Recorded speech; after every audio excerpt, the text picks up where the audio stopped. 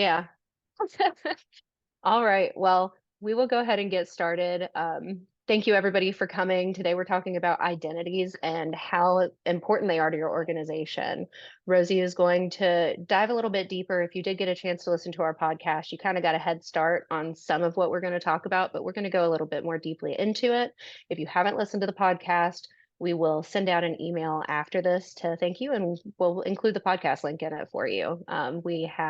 We're very lucky to have a guest from Paramount this month on our podcast. And we're not going to tell you who it is because you're going to have to just wait and find out when you listen to it, as well as Rosie's superhero and slash irrational fear.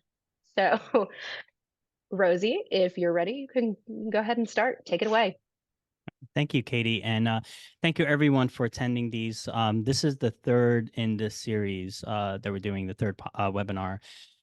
And if you have attended the other two that I did, you would have seen that I love to start these with a quote. So this month's quote, I'm actually using Taylor Swift. It's gonna be a bit of a challenge, but I think I could tie this quote back to what we're talking about today. The quote is, "I got a blank space, baby, and I'll write your name." And if you think about it, if you are a cybersecurity professional, particularly in the identity space, this is kind of what you do, right? You look for people's names and what those people can do, and ultimately what accounts can do, to better have an idea of exactly what's going on in the environment, and ultimately to reduce risk. It's a bit of a stretch, but I think I was able to work it in there. So let's talk about identities, and that's really what we want to talk about today. And you really can't talk about identities without talking about accounts, right? Accounts are kind of the fundamental way that end users ultimately access resources in your organization. So what is an account, right? If we kind of, I mean, obviously we all know what accounts are. This is why, if you're attending this webinar, I'm sure you know what an account is. But let's think about it in the way that we think about accounts versus the way that we think about identities, right? So an account, of course, is an entry point into an asset in the organization. An account is just a component of an identity, specifically a digital identity of an organization. It is not the individual, it is not the human that actually uses that account. The account is independent, at least the way that we think about it. Um, Account inventories are organized, or you have to organize your accounts into what we call categories and types. And we'll kind of go do a deeper dive into what that means. And of course, there are different account types, and you really want to look at those account types to determine how I should be managing those types. Um, and of course, when you look at those account types, one of the biggest reasons why you need to kind of categorize those accounts and understand this is a service account, this is an admin account, this is the regular user account, is to apply those controls and violations, right? To understand that I want my service accounts to behave a certain way or have a certain level of access, and if they don't, if that is different than what I desire, either because it's industry best practices to run your service accounts that way, or regular user accounts, or any other account type, or it's an internal policy, I want to see that violation so I can take action. Because if you think about it, fundamentally, all risk reduction is finding violations and closing them, right? Getting rid of them. So let's talk about those categories, right? Those account types. So the way that we think about it here at Sphere is there's two main types of accounts. There are those accounts that are permanently owned and those accounts that are temporarily owned. And we'll dig into the differences between the two in the next slide. But within that context, we then have different account types. Things like I said before, your service accounts, your admin accounts, your database accounts, your regular user accounts, or something very specific to your environment, like I have here, the Tier 0 application service account for finance applications. Now, again, obviously, that's not a standard type, but you see what I mean. Within your organization, you're going to have very specific account types that you define, and then you're going to have a set of rules that defines what is that Tier 0 application service account for finance. And the reason you do this is, again, because the controls you put on that Tier 0 account might be different than the controls you are looking at or trying to enforce against an admin account. So let's talk about these ownership categories, kind of the high level category. So a permanently owned, or what we consider a permanently owned account, is typically something like a user's regular user account or an admin account. For example, you might have Bob Smith, right? And Bob Smith's account is B Smith. Bob Smith's admin account might be BSmith underscore ADM. Or the account that Bob uses to log into a SaaS application, right, could be BSmith underscore app, right? Something like that. Something that is about that Bob fully owns. Now, what's interesting about what we call a permanently owned account is that that account lives with Bob. If Bob leaves the firm, then that account should be disabled. No one else should have access to that account. No one else should be able to log into that account. It should be Bob's. And if Bob leaves the firm, that account should be disabled. If Bob even changes roles within the organization, perhaps that application account no longer applies for his new role and should be disabled. But the accounts live and die by the user and that user's presence in the organization. If we think about temporarily owned accounts, we use the word temporary here, but what we really mean is that ownership can change. Think about, let's take that example of Bob. Now, Bob happens to be a developer, and Bob happens to own a service account for that application. Bob decides he doesn't want to be a developer anymore, loves the world of HR, decides he's going to move to the HR team. He gets a job in the HR team. He now still owns and has access to that service account for that application that he used to support when he was a developer. Well, he has to give up that ownership. It doesn't make sense for Bob to own that account anymore because his role has changed. So that service account for that application, the ownership of that service account is temporary. Bob could leave the firm. Bob could move to HR. Bob can move to a different part of the organization. If it no longer makes sense for him to be the owner of that account, the ownership is transferred, right? And this is why we call it a temporary ownership of an account versus a permanent ownership that kind of lives with Bob. Now, some examples of these temporarily owned accounts. Again, we talked about the service accounts for an application, but sometimes it's some really old legacy account for some legacy application where you can't rotate the credentials for whatever reason because it's hard coded into a DLL. Obviously, not a desirable situation, but it does happen, right? You could have a local account on an individual server. Again, not the greatest situation from a security perspective. Regardless, Bob, as the owner of that application, has to be able to log into that server with that service account, and he may have full control over that account. But when Bob leaves, that account has to be assigned to someone else. Whereas Bob's primary account, his permanently owned account, that account gets disabled. So we've talked about the accounts, right? But what is an identity? What exactly do we categorize as an identity? We said an account is not an identity. B Smith is not Bob Smith. B Smith is the account that Bob happens to use to log into his laptop, but it is not who Bob Smith is. Really, the identity is the human that owns all of these accounts. And it's not just the human, but really the human and the relationship between that human and all of the various accounts that he or she owns. Now, again, some of these could be, permanent owned accounts, like I said, Bob Smith's primary account. Some of these could be service accounts.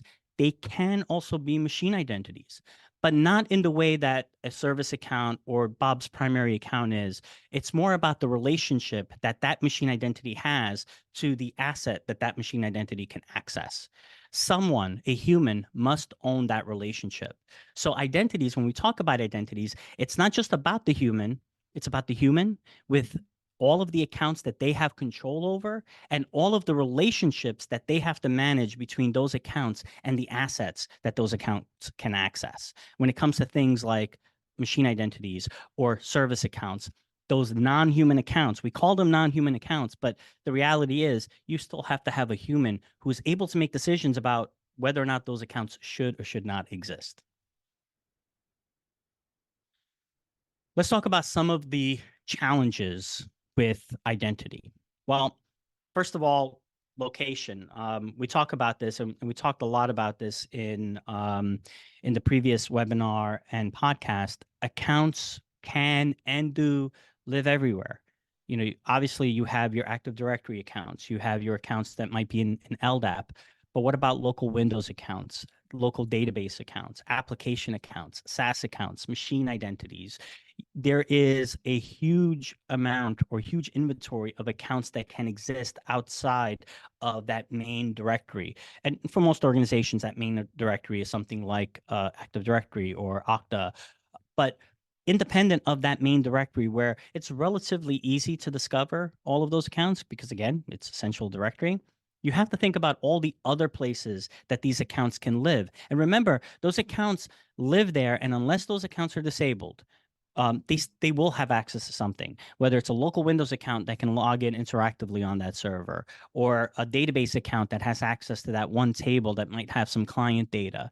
These accounts live and have access or have some type of entitlement, and you have to understand where they are, what are they doing, who owns them, right? What is the identity tied to these individual accounts? That's how you have a complete picture of the environment. So again, a full inventory of collecting all of those accounts is a challenge, right? It, like I said, it's very easy to collect that data from Active Directory, but what about all of these, some legacy Unix-based system that's sitting in a DMZ and for the most part, not directly or easily accessible? First of all, how do you know that that exists? And second, how do you collect the data from that legacy system? How do you collect the data from things like databases, Sybase, Oracle, MongoDB, any number of databases that might exist in the environment, and understanding exactly what those accounts have access to? Having that full inventory, that full collection is critical and one of the biggest challenges that people face. Next is ownership, right? We talked about the human being at the center of the identities, right? But the way that you put that human at the center, the way you draw the lines between those accounts and that human, for the most part, is through ownership, understanding who owns what accounts, because those are the people that have to make decisions about whether or not you can do the kinds of things that you want to do that reduces risk, like remediations, like onboarding accounts into a vaulting solution, like removing the privilege access of those accounts, like deleting those accounts, or taking what is a local account and moving it to a domain account as a prime example of the kinds of things that come up all the time when it comes to doing cleanup and ultimately risk reduction. The problem is that if you try to tackle ownership manually, it's a losing battle. The thing I like to say is that, the minute you hit save on that database, spreadsheet, Word document that has a list of all your assets, Notepad has a list of all your assets and the owner of that asset, the moment you hit save, it's outdated, right? Because you're dealing with a dynamic, constantly changing environment. But it is a problem. It is a problem that you do need to solve. So the other problem when it comes to things like cloud platforms and machine identities, this adds one additional layer of complexity because natively it doesn't make sense to have a human that's tied to these machine identities. I mean, they're machine identities, right? But the reality is you have to have that human. You have to have that individual that is able to take responsibility of that asset and understand that relationship when it's machine to machine, right? API keys, certificates. You have to have someone who understands that relationship and can say whether or not that relationship should or should not exist. So it all comes down to ownership. We talk about ownership a lot. It is key to everything that we do. It's really the key that it's a thing that prevents you from reducing risk as fast as you would like, if you think about it, right? Because without ownership and missing ownership means that you can't have that operational risk be sent over to the team that ultimately should own that operational risk. We talk a lot about operational risk in the webinar from last month, as well as the blog post and the podcast, where we talk about the idea of someone has to take responsibility who actually is authorized and has the knowledge to take the responsibility. This is not about passing the buck. This is about actually finding someone who understands what you're trying to do and can basically say, yeah, I agree that what you want to do is something that should be done from a security perspective, but also it's not going to cause any issues for us. It's not going to cause an operational risk. And that understanding of ownership and finding those individuals and then confirming that those are in fact the owners. Because it's one thing to, run some scripts and an algorithm, even using AI to find good owners to start with. You really need that owner to say, yes, I do own this. I am taking responsibility, where you can confirm that relationship ultimately between the human and the account that essentially creates what we're talking about today, the identities. Again, it's always about writing names and blank spaces. Just a callback. Um, so, what is the future of identities? With all these challenges, all these things that you have to solve, um, understanding kind of ultimately how you get to the from the point of discovering all the accounts, all the entitlements, discovering all the users or the humans in the organization, and then doing that relationship between the two so that you have people that you can start reaching out to. These are all the challenges and things you have to use in order to kind of or do in order to kind of tackle this identities problem. But where is this going? Like, why are identity so important? What is the future of identity? So, of course, I could sit here and give you all the buzzwords that I have on the screen here. The digital transformation, the identity is the new perimeter. This everyone loves saying that these days. AI, of course, generative AI. Everyone keeps talking and saying all these buzzwords, but what does it actually mean if you are an identity professional? Well, what these things will do is basically give you a more comprehensive way of determining ownership. Ownership, as I said, is the biggest challenge. It's the challenge that most organizations face. It's the thing that delays projects the most. And I think a combination of all of these things, specifically the new perimeter. I know, again, it's a buzzword. It's the phrase that everyone's saying, but it's a mindset thing too, right? When you think about the identity as the perimeter, you start thinking about things differently. You start operating differently. You start making decisions differently. You spend budget differently, and that alone will help in terms of getting this problem solved.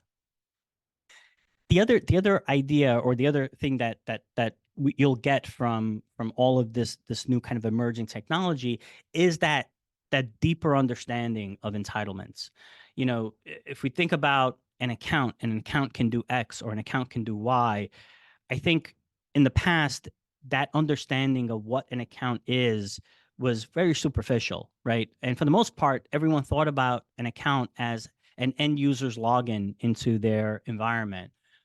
Then people started thinking about, well, we need service accounts that are dedicated for applications. And then, things got more sophisticated where we have to make sure that we are applying certain controls and we have to have secondary accounts.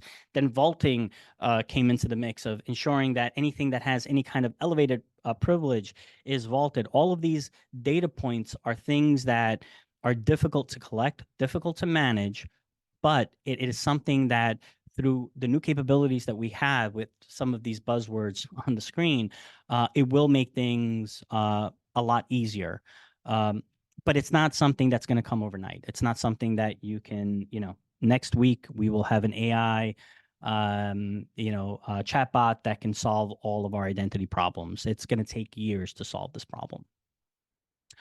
Um, and the idea of looking, it always comes down to, well, why am I doing this? Why am I collecting all this data? Why am I doing all this relationship stuff and figuring out who the owner is? Well, ultimately is to reduce risk, and you reduce risk by tackling violations, right? So all of the technology that you'll use to discover these assets, create those relationships, ultimately it's about reducing risk. And you reduce risk by, number one, finding those violations, and number two, actually remediating them.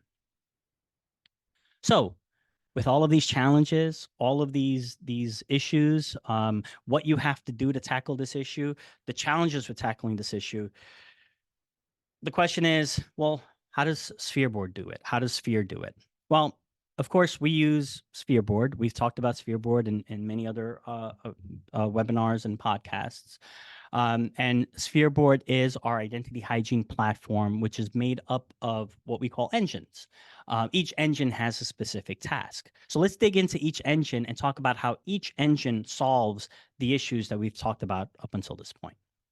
So of course we have our discovery engine, and our discovery engine is exactly what we've been talking about: that discovery, that finding those groups nested deep in some directory, or privileged some privileged account in on a Unix box or a database that could be directly permissioned or nested any number of directories deep somewhere in AD or LDAP or any other directory that you use. That account discovery, our connectors go out and collect all this data from all these various target systems to give you that full inventory, right? And these connectors are 100% agentless, right? Which, you know, in this day and age is something that you absolutely need to do in order to be able to even be allowed to run these across a large estate. But ultimately, it gives you that full inventory of all the accounts and all the entitlements of the accounts.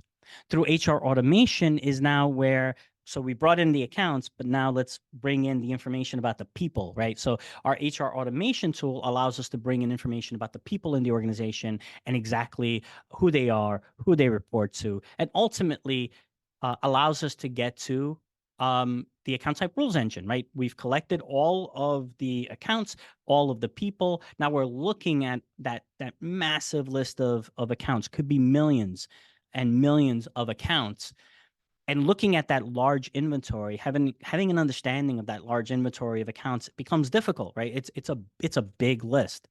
But what you can do is start categorizing it, right? Thinking about the idea that some of these accounts are permanently owned, some of these accounts are temporarily owned, but more importantly, a bucket of these accounts are service accounts, a bucket are admin accounts, a bucket are regular user accounts. Having that understanding will allow you to effectively apply controls to those different account types. So you can, instead of having a huge inventory of lots of stuff that most of it is going to be information, we can highlight the 3, the 4, the 10, even the 100 that are issues that need to be addressed versus having a large inventory of millions of accounts.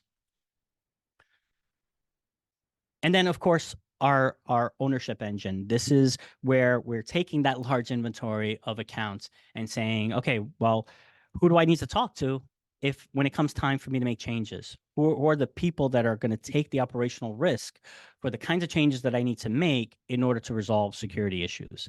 So our ownership engine uses a library of methods. We call them methods because there is no single method that works for everything. So you generally want to run more than one method and try to whittle down that list of accounts with missing owners to the point where you've found ownership across all of these accounts, or at least the vast majority. And then you could go that next step where you're now reaching out to those people and asking them, hey, are you still the owner of this? Yes or no? And if you're not, do you know who the owner is? Can you reassign it? So to summarize what Sphereboard does, we our discovery engine is how we discover all of the accounts and all of the people, right? Understanding the humans in the organization and all of the accounts that those humans are using. The asset type engine is where we're taking that large inventory of accounts and kind of creating buckets, right? Manageable or much more manageable buckets than a long inventory list of potentially millions. And then finally, ownership is where we're establishing the relationship between that human that we found and 1, 10, 15, 30 accounts that human may own, because each one of those accounts has a potentially a different set of entitlements. So understanding not just what an individual account can do, but what that human can do through the relationship, through ownership of those accounts. That's like again, ownership is the key to all of this, right? And the glue that gets you to some of the things that we're going to be actually talking about in future podcasts, webinar, and blog posts. We're going to start going into, okay, so we've collected all of this, but what about those controls that I've been talking about? What about the violations? How do we do that? How do we figure that out? That's actually going to be the next webinar that we cover in this series, where we say, with all of this inventory data, how do we apply that layer of controls so that we could highlight the 3 bad things out of the 1,000 things that we've discovered? And then once you've done that, you actually are ready to start fixing things. So soon after we talk about the controls engine, we're going to start talking about campaigning and reaching out to those owners and doing things like ownership confirmation and getting responses to the owners. And then finally, what we call our virtual worker, our remediation engine, is what goes out and makes changes to those target systems, whether it's onboarding an account into a vaulting solution because that account is privileged, or removing the entitlements of the account, or cleaning up an AD group, cleaning up a file share. Our virtual workers is what closes the loop, right? From the moment you discover the issue to the moment and all of the steps leading up to risk to that remediation ultimately gets you to that risk reduction. And that's really what the tool is meant to do. It's meant to take you from the moment that you find the source of the issue, confirming that that issue is in fact an issue, knowing who is the person responsible for resolving that issue, talking to that person virtually through the tool, of course, and then finally cleaning it up. And if you think about it, if you were doing all of this manually, this is exactly what a human could do. What the tool allows you to do is do it at scale. With that, are there any questions? Looks like we have a question in the chat. So Russell asked, is this a single tool or all of the different engines modules to purchase?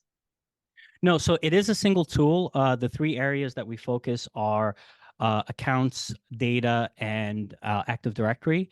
When you purchase the accounts module, Active Directory is included in that, but it is a single tool that will then discover all of your assets and give you that whole workflow in terms of reaching out to the users and ultimately doing remediation. And we don't sell the tool by connectors. You essentially, when you own the tool, you own every connector we have and every connector we will have covering that platform or covering that topic. And we're talking about accounts primarily today. So it is a single tool, not a bunch of components that you have to kind of glue together. So as Rosie said, we are actually covering controls and violations next month. So our podcast will come out in the second week of the month. The episode's going to be called Control Alt Defeat. Basically, you found all these things, you've got this large inventory, you know what you need to fix, but how are you going to fix it? And what rules are you going to apply to it? So we will give you all of those details and more next month. After this, we will definitely follow up with you guys and get you the recording to this as well as the link to the podcast. And you can register at that same page for the next episode if you would like to join. We're so grateful that you all came, and we really look forward to seeing you next month. I hope you have a great month and talk to you soon. Bye, everybody.